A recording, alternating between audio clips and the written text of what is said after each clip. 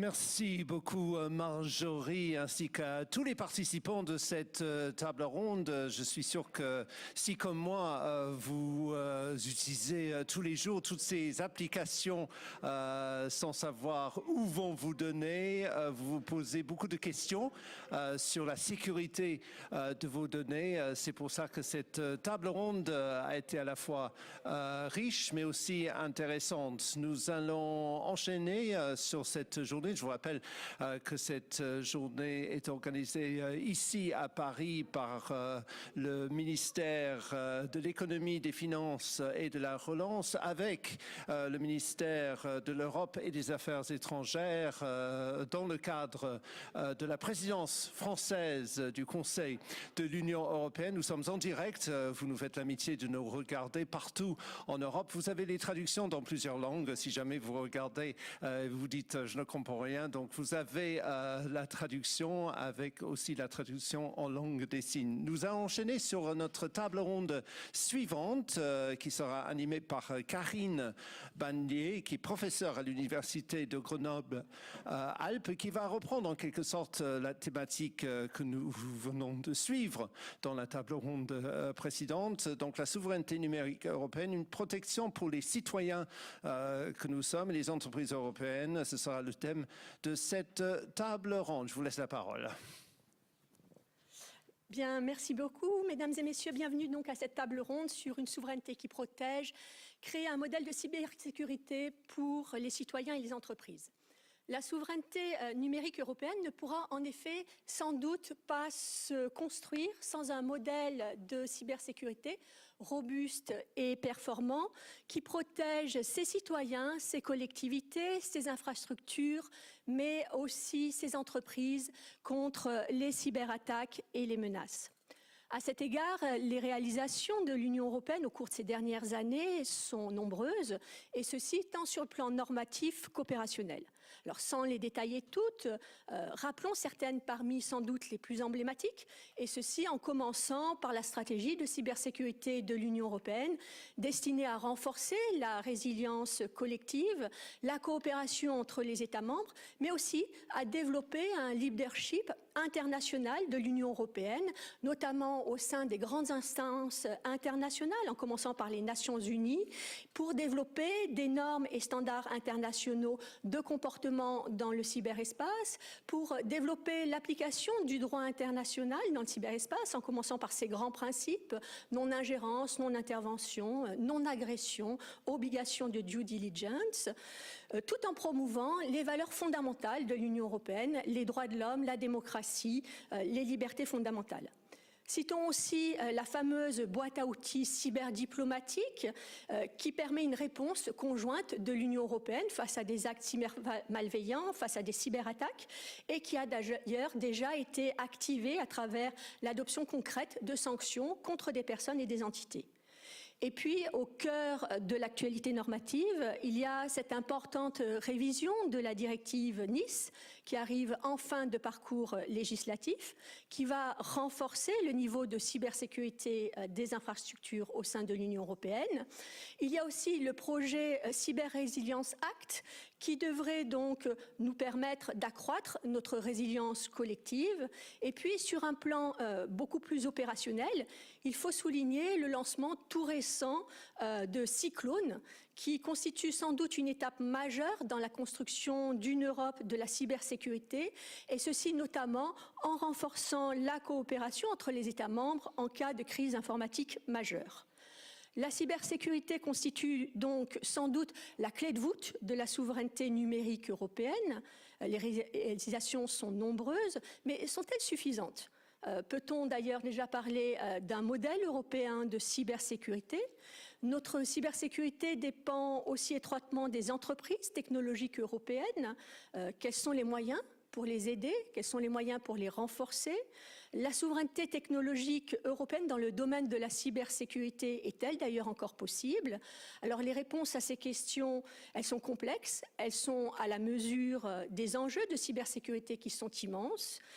Et pour y répondre, nous avons donc le plaisir de réunir aujourd'hui un brillant panel d'experts Ici, donc Guillaume Poupart, directeur général de l'ANSSI, l'Agence nationale de sécurité des systèmes de l'information, Bart Groschus, député européen, rapporteur de la directive Nice 2, Elana Poincé, PDG de Tetris, entreprise de cybersécurité, et puis en visio, Mariette Schaake, ancienne députée européenne, professeure à l'université de Stanford et directrice de la politique internationale du Cyber Policy Center.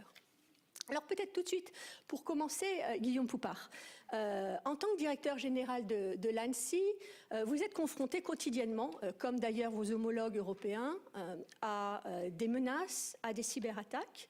Quelles sont, selon vous, les principales menaces en termes de cybersécurité qui vous mobilisent au niveau européen et quels sont les moyens concrets pour y répondre à l'échelle européenne ? Oui, merci beaucoup. Bonjour à tous. Alors, notre métier, c'est de faire de la sécurité numérique. C'est déjà un métier qui est vaste. On voit bien que le sujet de la souveraineté qui est abordé aujourd'hui et demain, il est encore bien plus vaste. Et le lien principal que je fais, c'est un petit peu le point de départ des réflexions qu'on avait au niveau national il y a déjà maintenant pas mal d'années, en 2008 typiquement, où en fait on est arrivé à la conclusion que face à la montée de ces menaces, sur lesquelles je vais revenir très rapidement, on était assez rapidement face à des questions de sécurité nationale et que quelque part, si on n'était pas capable d'assurer notre sécurité numérique, très rapidement, c'est notre souveraineté nationale qui serait impactée face à ces nouveaux risques. Et après, bien évidemment, une construction s'est faite au niveau national et tout ce que vous avez rappelé au niveau européen s'est également construit parce que faire ça uniquement au niveau national, et je pense que c'est ce qu'on retiendra de ces discussions, ça n'a pas forcément de sens. Ça a une véritable efficacité, ça a une véritable nécessité. Par contre, on ne peut pas s'arrêter au niveau national et il faut impérativement être capable de monter au niveau européen. Alors pourquoi une telle situation? Comment ça s'explique? C'est vrai que les menaces face auxquelles on fait face dans le domaine cyber sont extrêmement vastes. Ce sont des menaces qui sont aujourd'hui de nature criminelle, mais avec un niveau d'impact qui peut être très fort.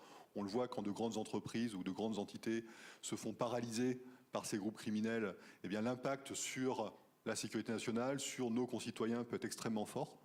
Donc c'est un premier sujet qui nous préoccupe, bien évidemment en France, mais évidemment à l'échelle européenne aussi. Cette criminalité, on se serait vu il y a 5 ans, on n'en aurait probablement même quasiment pas parlé. Aujourd'hui, c'est une réalité du quotidien. Il ne se passe pas une journée sans qu'il y ait une nouvelle attaque qui puisse toucher des choses extrêmement critiques. Et on voit ces jours-ci, ça continue sur des thématiques autour du pétrole, de l'oil and gas, comme on dit, de choses comme ça. Malheureusement, c'est devenu notre quotidien. Et la réaction au niveau national, elle est forte, mais la réaction européenne, elle doit être tout aussi forte. Deuxième menace, c'est l'espionnage. Un sujet toujours beaucoup plus sensible parce que peu de personnes ont envie d'en parler. Les victimes n'aiment pas parler d'espionnage parce que c'est honteux de se faire espionner alors qu'elles restent des victimes. Nous, on n'est pas là pour en parler parce qu'on est là pour aider les victimes, donc c'est pas à nous de mettre ça sur la place publique, même si très souvent ça me démange.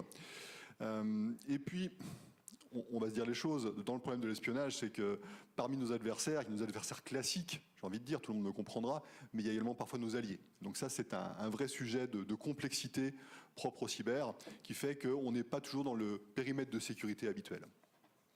Et puis la dernière menace, c'est la menace de sabotage, c'est la menace d'atteinte physique à des systèmes par le biais du numérique. Ça, il faut bien comprendre que le numérique, ce n'est pas quelque chose d'éthéré, quelque chose de déconnecté de la vie réelle. Le numérique, aujourd'hui, il a complètement imprégné la vie réelle, et par le biais d'attaques informatiques, on peut perpétrer de véritables actes de guerre, déclarés ou pas, et je prononce le terme de guerre avec beaucoup de prudence, étant moi-même militaire. C'est sérieux la guerre. Et ben, par le biais du numérique, par le biais d'attaques numériques, on peut obtenir des actes de guerre aujourd'hui. Et donc, la réaction nationale est essentielle, la réaction européenne, elle est tout aussi importante parce qu'on est dans des conflits qui ne sont plus des conflits uniquement à l'échelle nationale, mais qui sont bien à l'échelle du continent à minima. Et donc, pour lutter face à toutes ces menaces, j'insiste pas plus, malheureusement, on les connaît et il suffit d'ouvrir le journal pour les découvrir. On est convaincu que l'Alliance européenne, le fait d'avoir une Europe forte dans ce domaine-là, est absolument nécessaire en complément, en addition de ce que l'on peut faire au niveau national.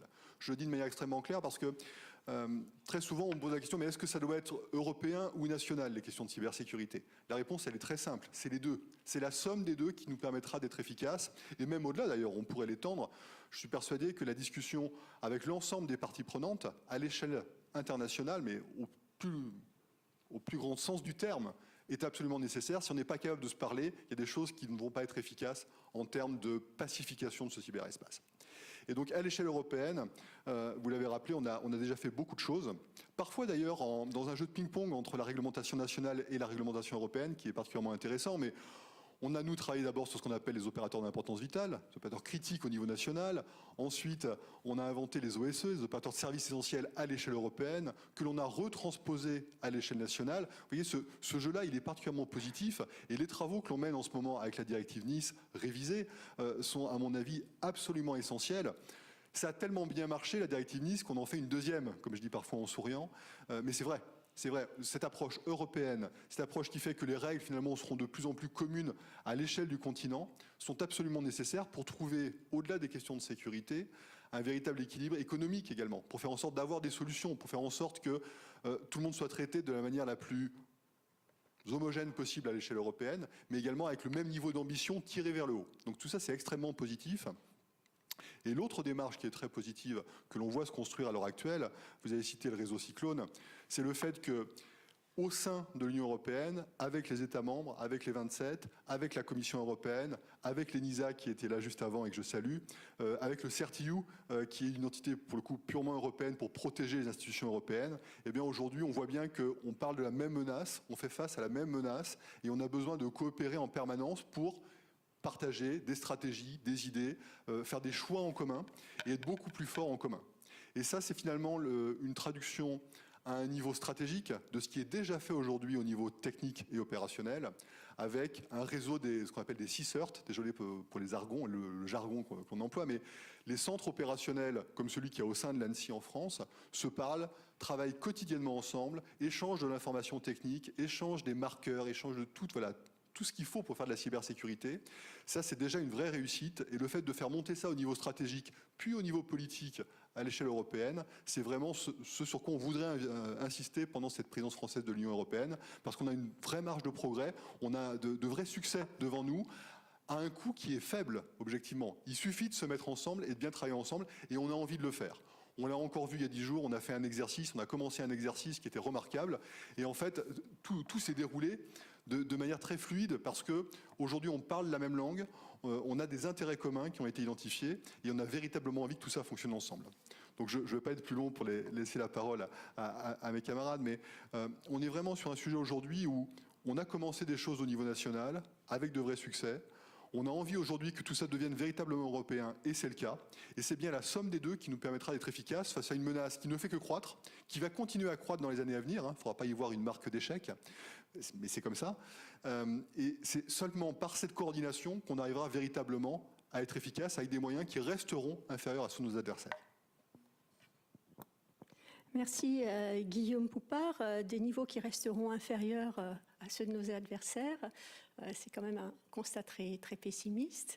Ce va-et-vient entre le niveau national et le niveau européen, notamment sur la protection des infrastructures, des OIV, qui est absolument nécessaire, cette action commune qui est absolument nécessaire. Bart Grotius, vous la connaissez très bien, cette action commune, puisque vous avez été rapporteur de la directive Nice 2, qui comprend notamment un élargissement des secteurs qui sont soumis à des obligations en matière de cybersécurité. Alors, quelles sont selon vous maintenant les prochaines étapes dans le domaine, en matière de régulation, en matière de protection? Quelles sont les pistes aussi que nous devrions creuser pour assurer une meilleure cybersécurité? Est-ce qu'il y a selon vous encore des infrastructures qui ne sont pas suffisamment protégées, que nous devrions protéger davantage? On parle souvent des câbles sous-marins, par exemple. Nous vous écoutons. Merci beaucoup et merci de m'avoir invité ici en France. Il y a un certain nombre de personnes qui sont sur place, néerlandaises et d'autres depuis les Pays-Bas. Comme rapporteur de cette révision de la directive NIS 2, NIS 1 se penchait déjà sur la cyber-résilience pour les entités. Elle était déjà en place, mais elle n'était pas assez appliquée.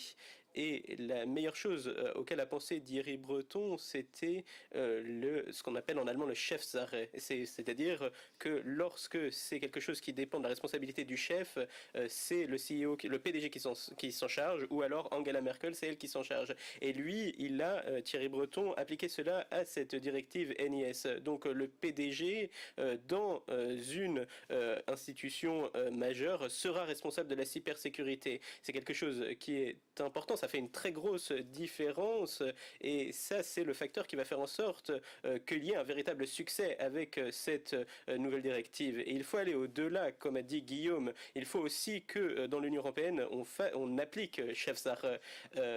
Josep Borrell, la présidente de la Commission, elle ne parle pas de ces questions avec Vladimir Poutine pour l'instant. Le ransomware est devenu un instrument de la politique étrangère de la Russie. La Russie, il y a un problème avec la Russie auquel il faut répondre. Joe Biden le fait aujourd'hui, mais nous en Europe, nous sommes en retard. Il faut faire quelque chose. Et j'appelle la présidence française et les autres à faire en sorte que l'on prenne ces responsabilités au plus haut niveau en Europe. Et il faut aller d'un état d'esprit qui est réactif. Lorsqu'on a un incident, on partage des informations, à un état d'esprit beaucoup plus proactif. Il y a beaucoup d'informations qui flottent dans les terres et avec lesquelles on peut stopper des accidents. Je veux parler d'un exemple. Par exemple, là où les Belges sont pionniers en Europe, ils ont 50 ils ont une approche qui permet d'avoir une validation et qui donne des informations sur les logiciels malveillants. C'est quelque chose que l'on voit au quotidien. Les citoyens, on dit aux citoyens, vous pouvez cliquer, mais ceci est un logiciel malveillant. Et cette information, elle doit être transmise de manière proactive aux citoyens.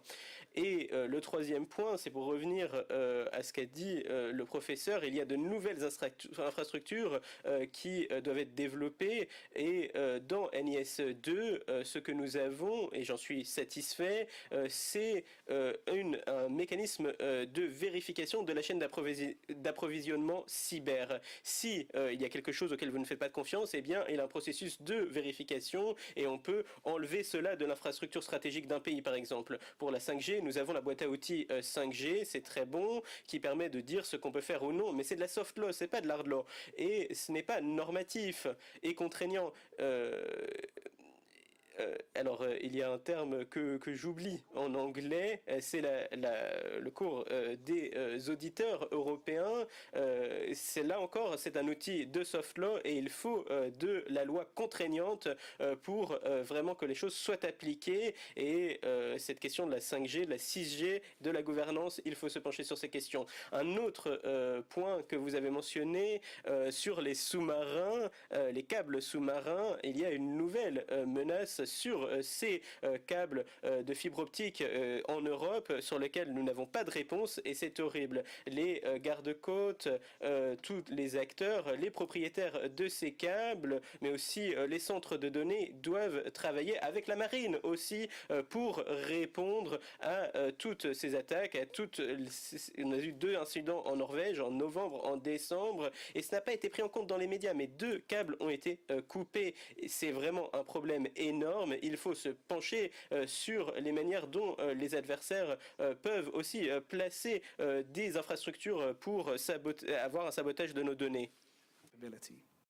Enfin, nous avons besoin de nouvelles capacités DNS en Europe. Nous devons pouvoir partager les informations dans l'écosystème que nous avons créé grâce à cette directive. Tous les Européens doivent pouvoir dire « nous avons été capables d'arrêter une menace au niveau des DNS ». Donc nous devons avoir des serveurs certifiés 100% sans malware. Ils peuvent être partout en Europe, en Italie, en Grèce, ailleurs. Peu importe, il faut cette capacité.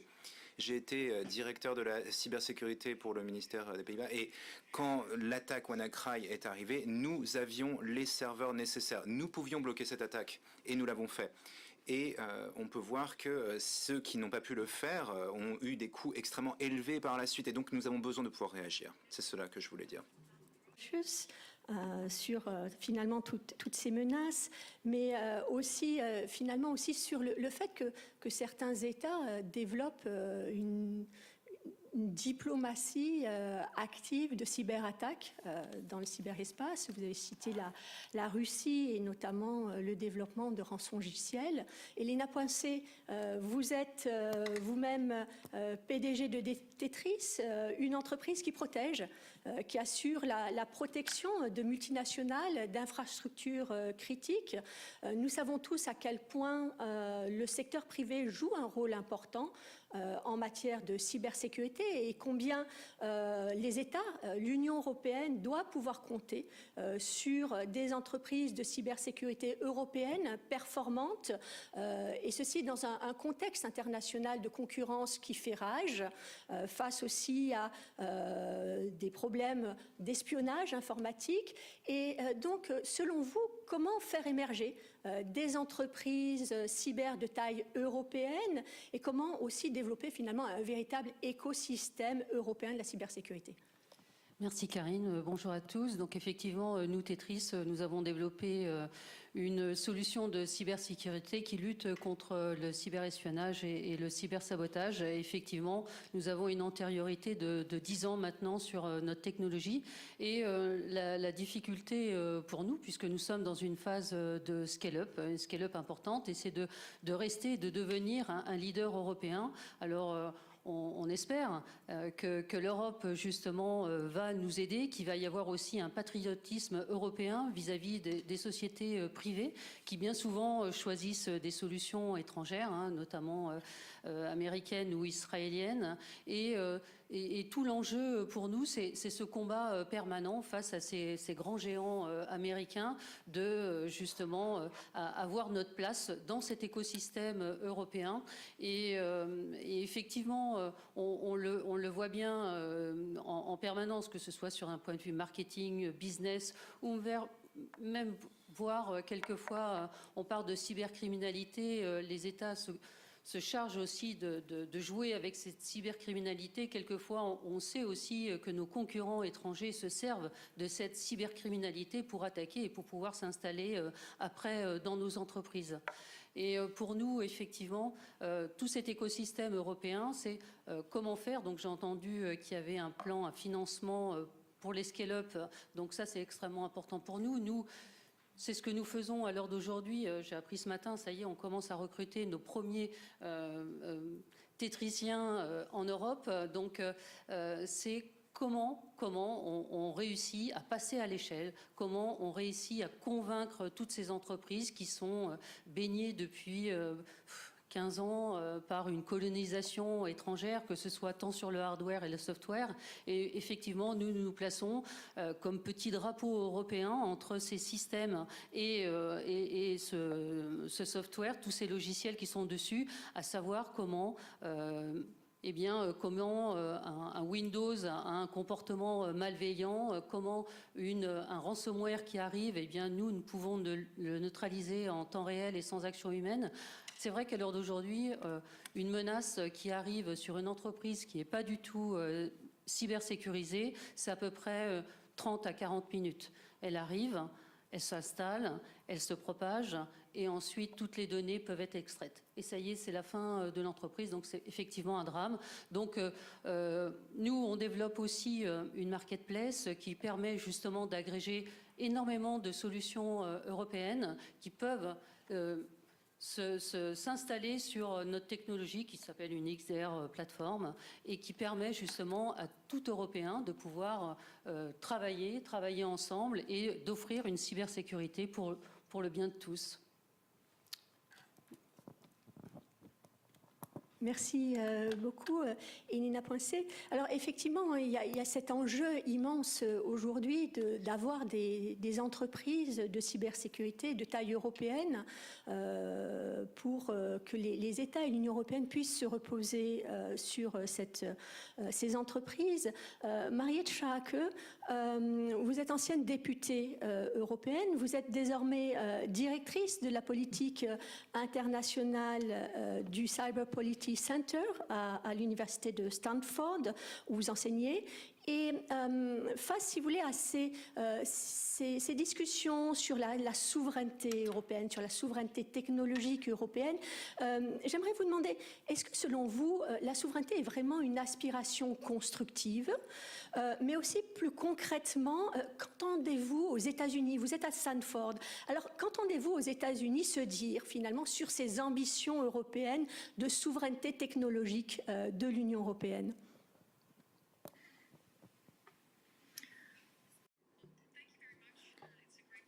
Merci beaucoup, c'est un plaisir de vous rejoindre, même si ce n'est que de manière virtuelle. Et je trouve ça vraiment intéressant de voir à quel point la présidence française s'intéresse aux sujets technologiques et de cybersécurité. Alors, je vais essayer de prendre un peu de perspective et je serai très rapide. À la Silicon Valley, bien souvent, j'entends des questions sur les différentes initiatives politiques qui viennent de l'Union européenne. Beaucoup se demandent comment toutes ces différentes pièces peuvent s'emboîter. En effet, il y a certaines lois qui sont particulièrement importantes en termes réglementaires. Et c'est quelque chose d'ailleurs dont l'Europe est fière. Et donc se pose la question de la souveraineté. Il y a des risques, c'est un terme qui n'est pas forcément très clair. Certains peuvent mal le comprendre, le voir comme une sorte d'agenda protectionniste. Je ne pense pas que ce soit l'intention, ou en tous les cas ce ne devrait pas être l'ambition de l'Europe. Mais je comprends pourquoi certaines personnes se trompent sur le sens de ce terme parfois.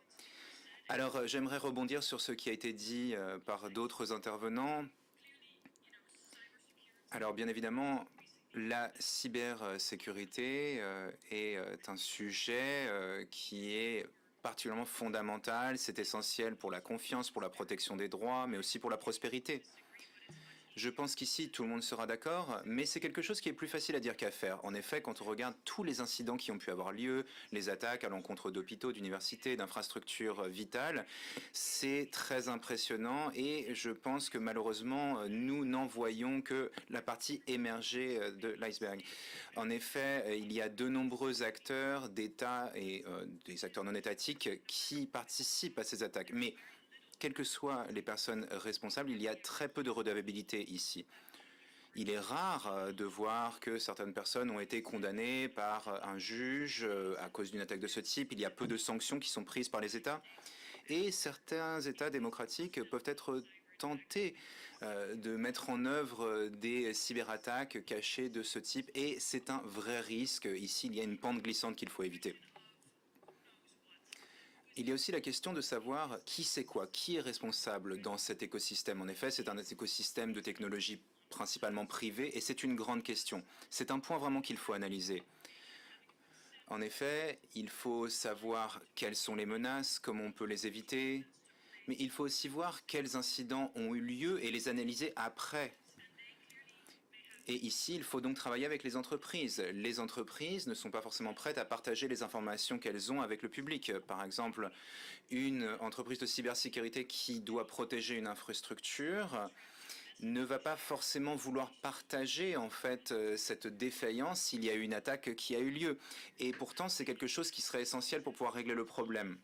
Donc ici, il y a un vrai défi. Il est important d'être plus clair sur qui est responsable, qui est redevable. Est-ce qu'il s'agit des gouvernements, par exemple, surtout quand ces gouvernements décident en fait d'externaliser en fait ces responsabilités de cybersécurité. Et étant donné qu'il y a tout ce problème en fait de la collecte d'informations auprès de sources privées, eh bien le public n'a pas forcément toutes les informations nécessaires. Le public ne sait pas nécessairement ce qu'il en est de la cybersécurité.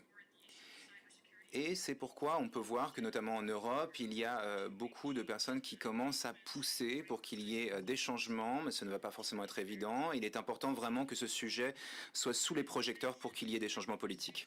Alors, comme je l'ai dit, et je pense que c'est important quand on parle de souveraineté, il y a une grande fragmentation au sein de l'Union européenne.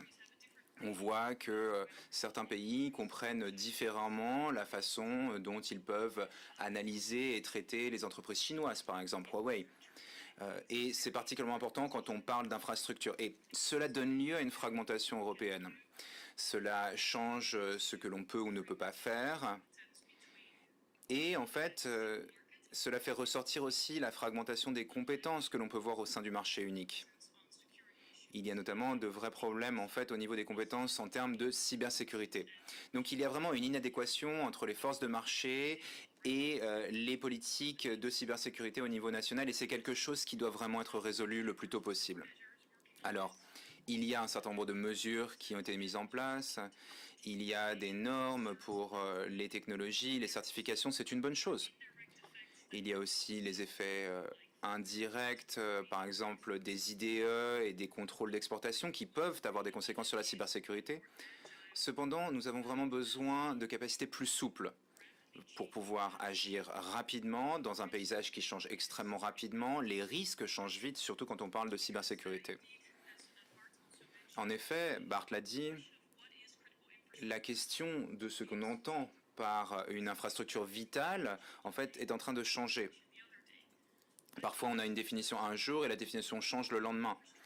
Et quand on parle d'infrastructure critique, vitale, eh bien, en fait, généralement, on a tendance à parler d'infrastructures physiques comme on les pensait auparavant, l'eau, les hôpitaux, l'électricité.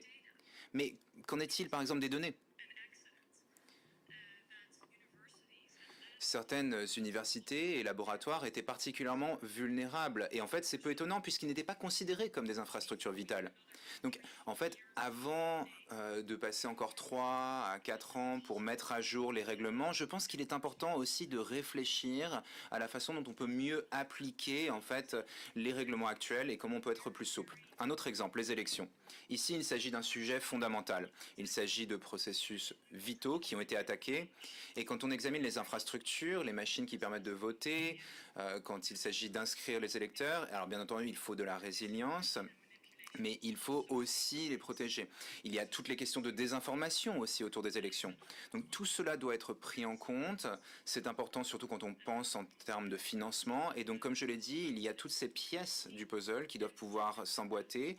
Et il faut arriver à le faire dans le cadre du climat politique et des objectifs technologiques.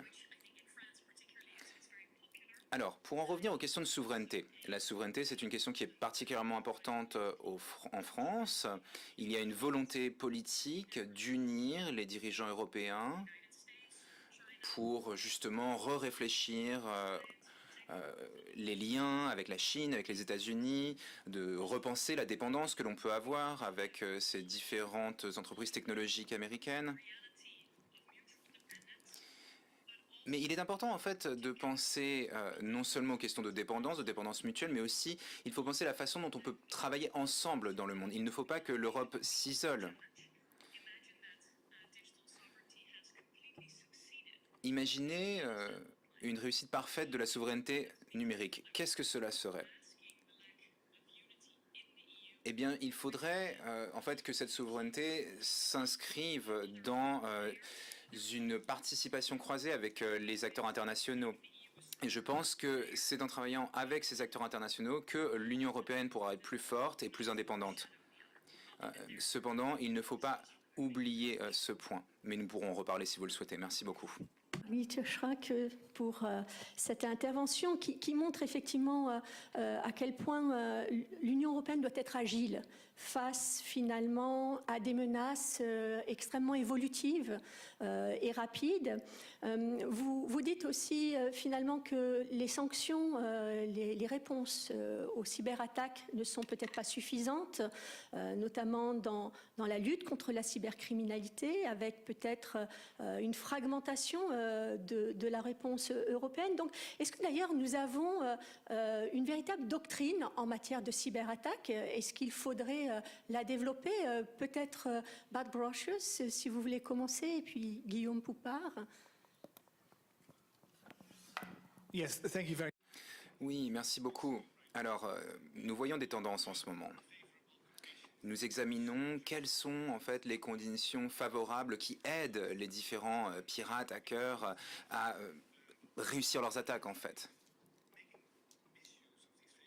Et donc il faut vraiment voir ce qui se cache derrière ces conditions favorables aux hackers. Et en fait ici il y a beaucoup de choses, et notamment la désinformation. C'est quelque chose que nous avons vu beaucoup en Europe. Il y a aussi beaucoup d'instruments qui sont utilisés, notamment de coercition économique. Et pour agir, il y a beaucoup d'outils qui ont été développés, des outils politiques, des outils économiques.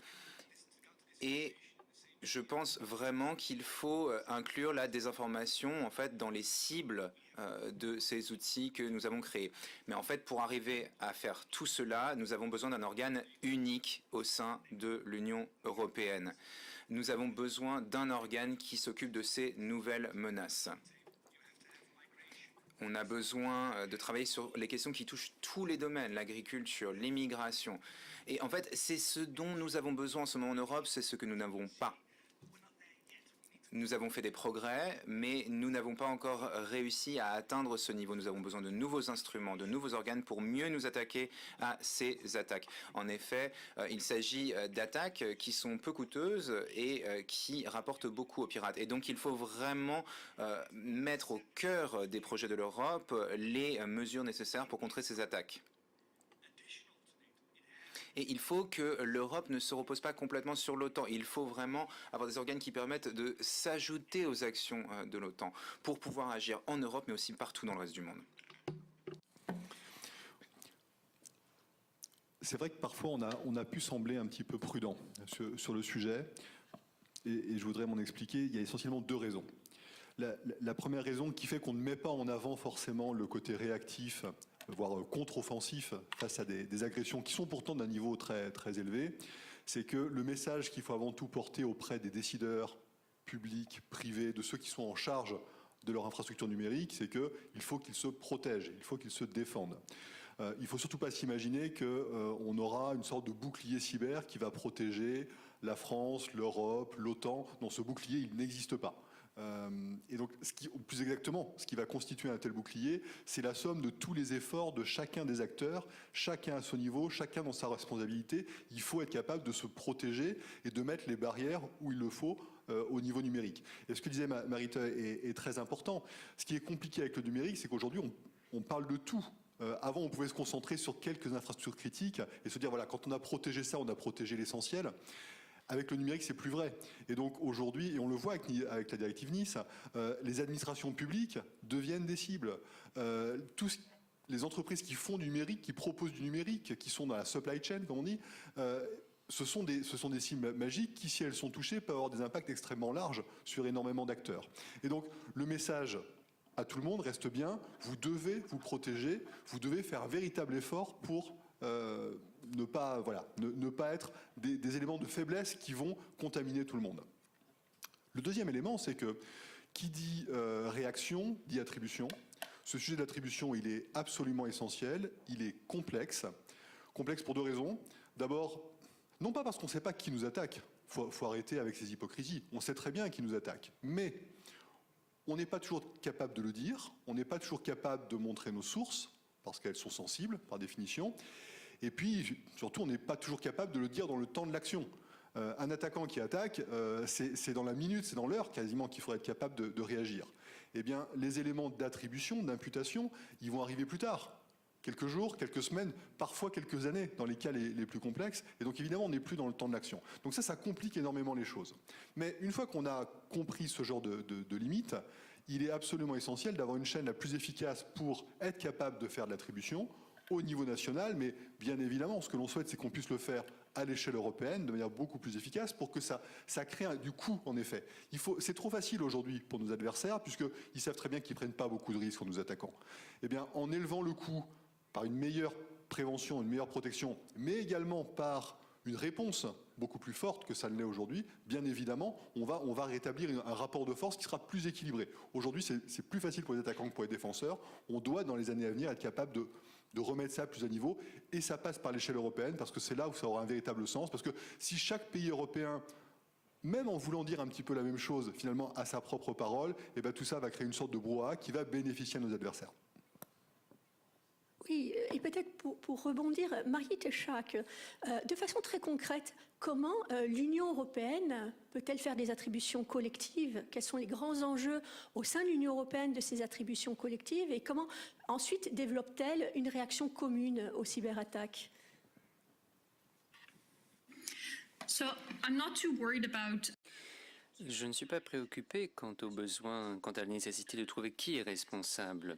Je pense que c'est possible, cela a été fait par le passé, Et cela a souvent à voir avec une combinaison des différentes preuves numériques, le contexte, qui en profite de telle ou telle attaque, de quelle attaque, de qui ont émané les attaques par le passé. Il y a souvent des attaques, des traces que les attaquants ont laissées qui permettent de savoir d'où ces attaques viennent.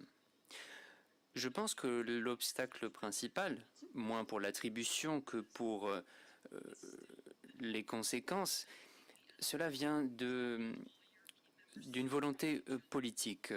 Tous les États membres ne se font pas encore confiance avec les défis de l'illibéralisme dans l'Union européenne, différentes alliances, c'est bien compréhensible.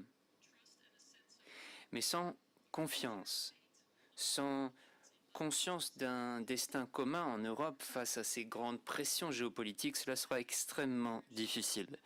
Je ne peux donc qu'encourager les gouvernements des États membres à bien peser leurs intérêts face à ces différentes conséquences. Car si il y a une absence de confiance entre les États membres qui empêche une réponse ou une capacité forte en matière géopolitique de l'UE, cela est un problème et cela doit se terminer. Cette défiance doit donc se terminer. Il doit donc y avoir davantage de volonté politique pour attribuer les menaces et imposer les sanctions. Beaucoup, Mariette. Il faut effectivement de la confiance entre les États pour faire l'attribution collective. Mark Grotius, est-ce que vous voudriez réagir à cet égard? One small remark on what Une petite remarque sur ce que Mariette a dit. Guillaume l'a dit, nous savons qui est derrière telle attaque. Mais on a bien conscience de qui a réalisé ces attaques. Mais attribuer les attaques, de nommer, de désigner, c'est difficile. Et il ne serait pas stratégique, sur le plan opérationnel, de s'attaquer à une cible à 27 pays. Ce n'est pas très adapté de le faire. Je pense plutôt qu'un petit groupe de pays, 4 ou 5, comme par exemple le contexte des Five Eyes, doivent s'associer pour le faire. Les décideurs politiques, les fonctionnaires ne devraient pas s'y opposer, mais un certain nombre de pays en Europe devraient s'associer pour le faire. La question de l'attribution est donc là. Sans attribution, Josep Borrell ne peut rien faire. Les entreprises, on a de nombreuses entreprises de cybersécurité aujourd'hui qui se développent, qui proposent parfois aussi de faire de l'attribution. Qu'est-ce que vous en pensez, vous, du point de vue des entreprises, de ces enjeux de l'attribution? Alors effectivement, l'attribution, comme le disait Guillaume, c'est déjà c'est assez complexe parce qu'il faut être sûr de, effectivement, si vous avez une backdoor qui est codée avec un tel langage, est-ce que ce langage correspond bien à celui qui l'a écrit, à l'identité de celui qui l'a écrit, et puis savoir jusqu'où on peut remonter en arrière justement pour aller sur ces rebonds. Après, les sociétés qui développent ce genre de conseils ou de technologies, personnellement, je ne sais pas, c'est complexe. Je ne sais pas si ça existe vraiment, je sais pas, je connais pas leur fiabilité. Je ne peux pas trop vous répondre sur ce point. En revanche, ce qui est sûr, c'est que il faut mettre du préventif sur le maximum de machines, c'est-à-dire des ordinateurs, des stations de travail, des serveurs au niveau européen. Et comment on fait justement pour prévenir toutes ces sociétés, que ce soit de la TPE jusqu'au grand groupe. Le grand groupe est encore à l'heure d'aujourd'hui bien informé, mais les TPE, PME, les ETI, et je pense même au niveau européen, comment sont-elles bien informées? Et surtout aussi, quand on voit à l'heure d'aujourd'hui tous les produits de cybersécurité qui sont vendus, comment la plupart ne comprennent pas ce qui se passe à l'intérieur de leurs ordinateurs. On le voit bien, nous. Il y a certaines technologies qui sont vendues qui absorbent complètement ce qu'il y a à l'intérieur d'un ordinateur et qu'il l'emmène dans un cloud. Un cloud, s'il est en France, eh bien tant mieux. Et puis s'il est à l'étranger, eh bien tant pis pour la société, surtout s'il a fait de la recherche et développement et surtout si c'est quelque part sa matière première pour survivre face à l'économie mondiale et voire française, européenne, etc. Et c'est vrai qu'on ne trouve pas de security and ethic by design, bien souvent. Voilà, on demande, les analystes de cybersécurité demandent beaucoup de choses, notamment ça peut être la propale d'un contrat d'un grand groupe. Pourquoi est-ce qu'un analyste cyber aurait besoin d'avoir tout le PowerPoint, tout le document Word avec tout ça? Jusqu'où on peut aller? Parce que le cyberespionnage, c'est pas aussi que dans les machines, mais ça peut après aussi être vis-à-vis de personnes qui peuvent être payées, comme on le sait bien, pour espionner et pour faciliter la remontée d'informations. Donc, en fait, la partie de l'espionnage, après, nous, en tant qu'éditeur, voilà, le code qui est propriétaire à une société, effectivement, comment faire confiance? Comment faire confiance au niveau européen? Donc effectivement, il faut passer des normes, il faut avoir des labels, etc. Mais quelque part, quelquefois, ces labels et ces normes freinent aussi les startups, voire les scale-up, parce que ça demande beaucoup d'investissement. Et de l'investissement, c'est donc de l'argent. Il faut après des salariés pour pouvoir faire ces normes, etc. Et tout ça, ça complexifie parce que en fait, on se retrouve avec un boulet au pied, mais on doit courir pour aller très vite et justement il faut essayer de courir avec ce boulet au pied, mais on comprend qu'il faut absolument que ce soit nécessaire au niveau de l'Europe pour justement garantir une souveraineté numérique. Voilà. Merci Elina Poissé, mais et de façon plus générale, comment finalement on pourrait développer, améliorer cette coopération entre le secteur public et le secteur privé dans la protection pour faire face aux cyberattaques? Mariette Schaak, peut-être, vous voudriez intervenir à cet égard?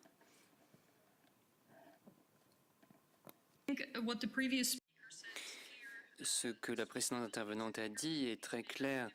Des petites entreprises et les grandes entreprises n'ont pas les mêmes capacités.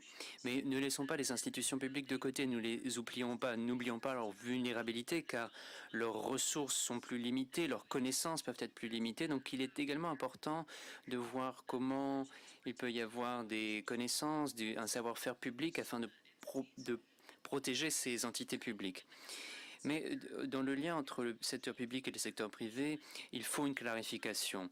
Au fur et à mesure du temps, avec confiance et connaissance dans ce que le numérique peut signifier, pour une fois que car en effet, les infrastructures numériques ont été déployées sans que ces vulnérabilités aient été prises en compte.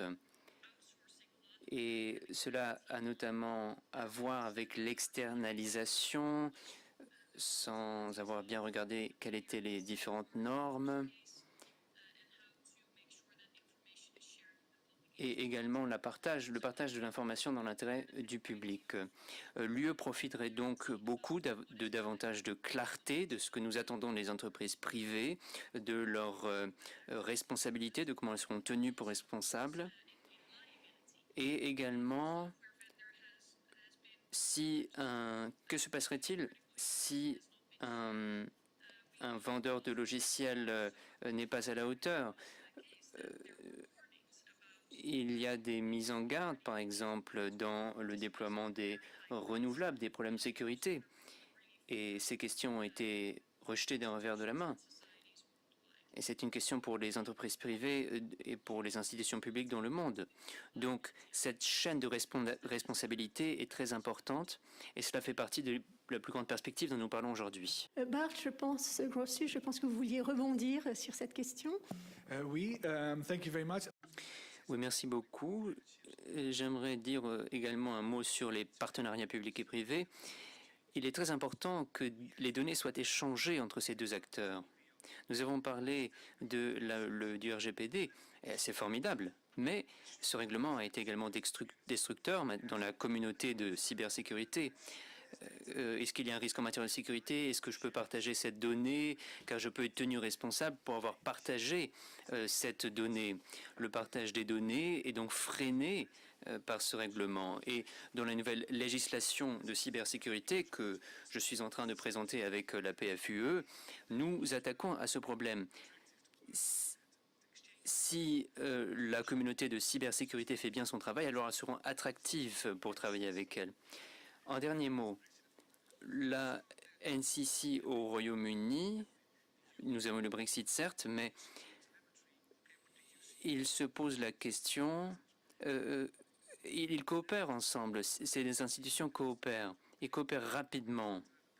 Le secteur privé et le secteur privé coopèrent mieux, c'est une manière de coopérer qui fonctionne mieux, et c'est une manière de le faire relativement simplement, de le faire tout simplement.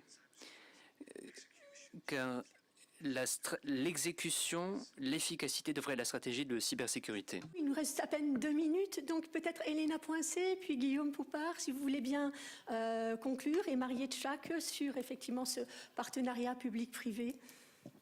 Alors, nous, Tetris, on est prêts. Donc, on est prêt à devenir un grand leader européen. On se donne à fond. On travaille aussi avec l'agence. Donc, on est prêt à travailler avec l'Europe pour arriver à notre objectif. Je ne voudrais pas qu'on garde à l'esprit que ça ne fonctionne pas entre le public et le privé, parce que je pense que c'est exactement l'inverse. Le monde de la cybersécurité est plutôt exemplaire, et que ce soit entre le privé qui doit se protéger ou le public qui doit se protéger, les industriels de la cybersécurité et les instances étatiques, au contraire, on a une vraie communauté qui ne demande qu'à mieux travailler ensemble, continuer à mieux travailler. Le campus cyber que l'on va très bientôt ouvrir à Paris va exactement dans cet état d'esprit, c'est vraiment de mettre tout le monde ensemble. Et quelque part, les outils que l'on a à l'échelle nationale et européenne, maintenant de plus en plus comme la certification, sont là également pour nous permettre d'attester de cette confiance et de le formaliser quelque part. Et même si ça peut stresser certains de nos partenaires non européens, je pense notamment aux questions de certification autour du cloud, pour ne pas le nommer, on a besoin aujourd'hui au niveau européen de dire voilà, quelles sont les offres de confiance au sens technique, opérationnel, mais également juridique. Donc ça, c'est absolument essentiel. Il faut qu'on ait ce courage politique, c'est pas un courage technique, c'est un courage politique qu'il faut avoir, de dire voilà, pour des niveaux élevés de confiance et de certification, seul le droit européen doit pouvoir s'appliquer. C'est à mon avis absolument essentiel. Si on n'est pas capable de faire ça, ce sera un test clairement pour l'Europe. Si on n'est pas capable de faire ça, eh bien on ne sera pas crédible en termes de sécurité et encore plus de souveraineté. Merci beaucoup, Guillaume Poupard. Mariette Schack, 2 mots pour conclure.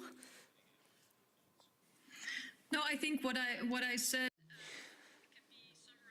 Ce que j'ai dit, je peux le résumer encore une fois. Il y a un nombre d'enjeux auxquels il faut s'attaquer à l'échelle de l'UE. Comme Bart l'a dit, il faut que les gouvernements aient une vision intégrée, qu'il n'y ait pas de fragmentation des différentes mesures qui pourraient ralentir les choses et qu'il y ait des questions importantes qui ne soient pas traitées du tout. Ce dont nous avons besoin en plus de bonnes mesures, nous avons besoin de volonté politique. Et j'espère que l'urgence de la question sur le plan géopolitique, technologique, pourra apporter à cet avantage de coopération.